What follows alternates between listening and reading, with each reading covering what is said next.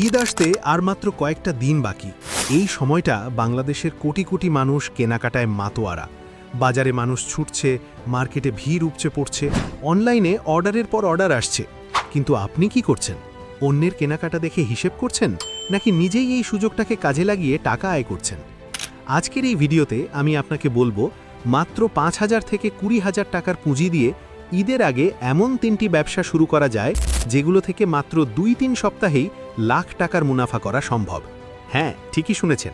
এবং এই ব্যবসাগুলো করতে আপনার কোনো বিশেষ ডিগ্রি লাগবে না, বড় অফিস লাগবে না, এমনকি বাইরে বের হওয়ারও দরকার নেই। তাহলে দেরি না করে চলুন শুরু করি।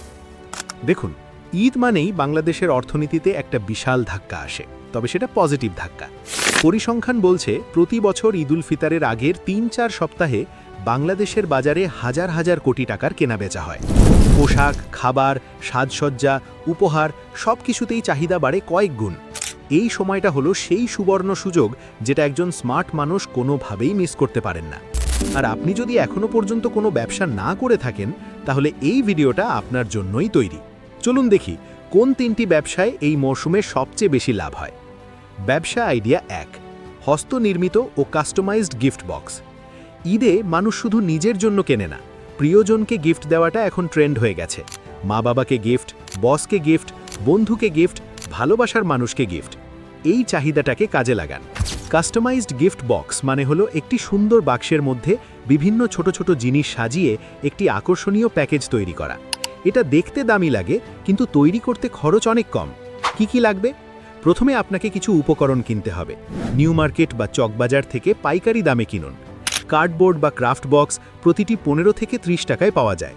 রিবন, শুকনো ফুল, ডেকোরেশন আইটেম এগুলো মোট ২০০ থেকে ৩০০ টাকায় অনেকটা পাবেন।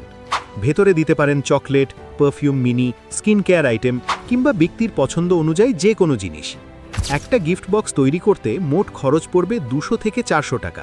সেটা বিক্রি করতে পারবেন ৮০০ থেকে ১৫০০ টাকায়, মানে প্রতিটিতেই প্রায় ৩ গুণ লাভ। কিভাবে বিক্রি করবেন? বিক্রির জায়গার অভাব নেই। ফেসবুক পেজ খুলুন, ইনস্টাগ্রামে সুন্দর ছবি দিন, হোয়াটসঅ্যাপ গ্রুপে শেয়ার করুন। আপনার পরিচিত মানুষদের কাছেই প্রথমে অর্ডার নিন।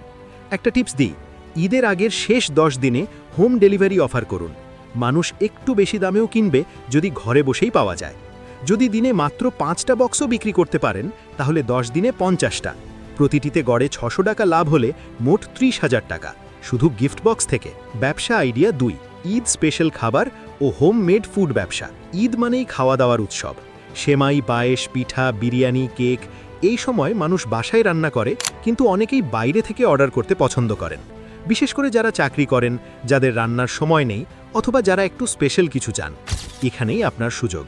আপনি যদি রান্না করতে পারেন, এমনকি যদি শুধু একটি আইটেমও ভালো বানাতে পারেন, তাহলেই আপনি এই ব্যবসায় নামতে পারেন। কোন খাবার বেশি চলে? ঈদের আগে সবচেয়ে বেশি চাহিদা থাকে এই আইটেমগুলোর। শাহী সেমাই ও পায়েস, এটি ঈদের অপরিহার্য আইটেম। বাড়ি বাড়ি পাঠানো হয়, গিফট হিসেবেও দেওয়া হয়। হ্যান্ডমেড কেক ও কাপকেক, কাস্টম ডিজাইনের কেক এখন অনেক চাহিদা সম্পন্ন। একটা ৩ পাউন্ড কেক বানাতে খরচ ৩০০ থেকে ৪০০ টাকা, বিক্রি হয় ৮০০ থেকে ১২০০ টাকায়। ফ্রিজড সেমাই প্যাক, গাছের বাটি বা সুন্দর প্যাকেটে সাজালে সেটা গিফট হিসেবে দারুণ বিক্রি হয়। স্পেশাল বিরিয়ানি বা রেজালা, ঈদের দিন সকাল থেকেই কেউ কেউ বাইরে থেকে খাবার অর্ডার করেন। লাভের হিসেব, ধরুন আপনি শুধু সেমাই ও কেক বিক্রি করলেন। প্রতিদিন ১০টা কেক ও ২০টা সেমাই প্যাক বিক্রি করলে কেক থেকে লাভ ১০ গুণ ৬০০ সমান ৬,০০০ টাকা। সেমাই প্যাক থেকে লাভ ২০ গুণ ১৫০ সমান ৩,০০০ টাকা। মোট দৈনিক লাভ ৯,০০০ টাকা। ঈদের আগের ১৫ দিনের এটা করলে মোট লাভ হতে পারে ১,৩৫,০০০ টাকারও উপরে। এটা কি স্বপ্ন? না, অনেকেই এটা করছেন। আপনি কেন পারবেন না? মার্কেটিং টিপস, ফেসবুকে সুন্দর ছবি এবং ভিডিও পোস্ট করুন। রান্না করার সময় ছোট ছোট রিলস বানান। হোম মেড, পিওর ঘি দিয়ে তৈরি, কোনো কেমিক্যাল নেই, এই কথাগুলো লিখুন। মানুষ এগুলোতে ভরসা করে। আর সবচেয়ে গুরুত্বপূর্ণ, প্রথম কয়েকজন কাস্টমারকে একটু ডিসকাউন্ট দিন, রিভিউ নিন। সেই রিভিউ পোস্ট করুন। এতে বিশ্বাসযোগ্যতা বাড়ে, অর্ডার বাড়ে। ব্যবসা আইডিয়া ৩, অনলাইন রিসেলিং, পোশাক এবং অ্যাক্সেসরিজ। ঈদের আগে পোশাক বিক্রি সবচেয়ে বড় ব্যবসা, কিন্তু আপনার নিজের গার্মেন্টস কারখানা থাকতে হবে না, নিজের বুটিক থাকতে হবে না। শুধু একটা স্মার্টফোন আর ইন্টারনেট কানেকশন থাকলেই হবে। রিসেলিং মানে হলো পাইকারি বা কম দামে কিনে বেশি দামে বিক্রি করা। আর অনলাইন এটা করার সুযোগ এখন আগের চেয়ে অনেক বেশি। কিভাবে শুরু করবেন? প্রথম ধাপ, সাপ্লায়ার খুঁজুন। ঢাকার নিউ মার্কেট, ইসলামপুর, বঙ্গবাজার, নারায়ণগঞ্জ এখানে পাইকারি দামে 3 পিস, শাড়ি, কুর্তা, পাঞ্জাবি পাওয়া যায়। অথবা আপনি যদি ঢাকার বাইরে থাকেন তাহলে দারাজ, মিশো বা বিভিন্ন হোলসেল পেজ থেকে অর্ডার করতে পারেন। দ্বিতীয় ধাপ, কোয়ালিটি দেখুন। সস্তা মানেই খারাপ না, কিন্তু আপনার কাস্টমার যেন ঠগাবাজি না ভাবে, তাই ভালো ছবি তুলুন, সঠিক বিবরণ দিন। তৃতীয় ধাপ, অনলাইন বিক্রি শুরু করুন। ফেসবুক পেজ বা গ্রুপ সবচেয়ে সহজ আর কার্যকর।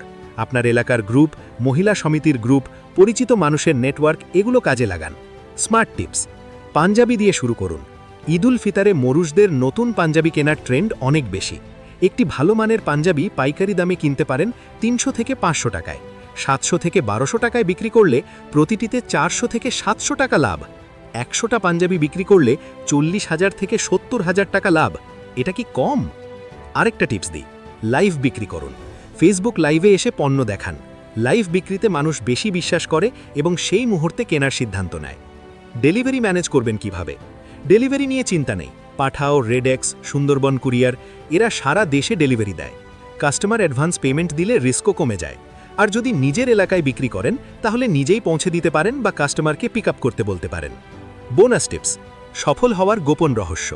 এবার বলছি 3টি গুরুত্বপূর্ণ টিপস যেটা এই ব্যবসাগুলোতে সফলতার চাবিকাঠি। প্রথমত, দ্রুত শুরু করুন। ঈদের আগে সময় কম, যত দেরি করবেন তত সুযোগ কমবে। নিখুঁত না হলেও চলবে, শুধু শুরু করুন। দ্বিতীয়ত, কাস্টমার সার্ভিস ভালো রাখুন। মানুষ একবার ভালো সার্ভিস পেলে বারবার ফিরে আসে।